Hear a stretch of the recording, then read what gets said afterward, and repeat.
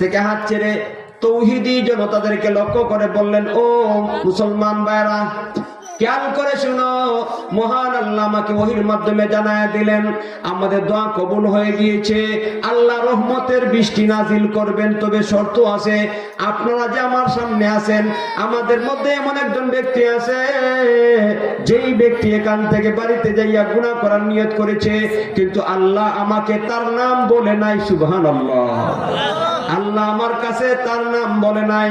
আল্লাহর বান্দারা রে, আমাদের মধ্যে ওই ব্যক্তিকে সে নিজে জানে কি জানে না? সুরে মনে মনে জানে কি জানে না? পুলিশ দেখলে সুরে যখন পুলিশ দেখে তখন তার ভিতরে ভয়ে কাজ করে, মনে হয় বা আমার দরবার জন্য আইছে, অথচ এতে পুলিশ হয়তো কেউই জানে না, ভিতরে দুর্বলতা কাজ করে কি করে না।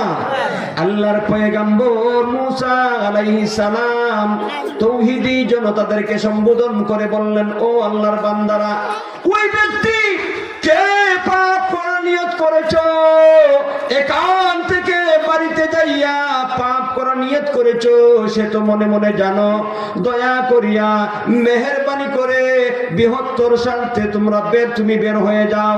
কারণ আল্লাহ বলেছেন ওই ব্যক্তি বের না হওয়া পর্যন্ত রহমতের বৃষ্টি নাজিল করবে না। আল্লাহর বান্দারে, সবার স্বার্থে দয়া করে বের হয়ে যাও।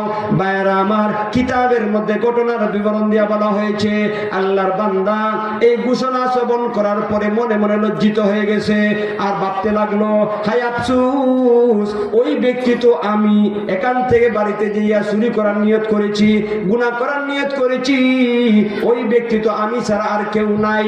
ভাইরা আমার এখন চিন্তায় পড়ে গেছে, ভাবতেছে যদি চলে যায় তাতেও সমস্যা, থাকলেও সমস্যা, থাকলে সমস্যা, রহমতের বৃষ্টি নাজিল হবে না। আর যদি এই মাহফিল থেকে চলে যায় তাহলে এই উপস্থিত সব জনতা তাকে দেখে চিনে ফেলবে, আরে মিয়া তুমি বুঝি এই কাম করছো। লজ্জা হবে কি হবে না? জোরে বলেন, লজ্জা হবে কি হবে না? তার মানে হইল চলে গেলেও সমস্যা, থাকলেও সমস্যা।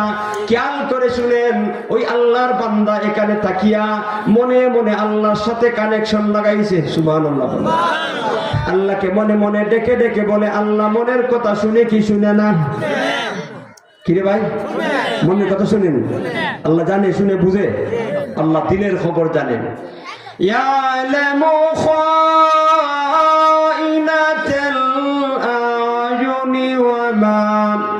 وما تخفي الصدور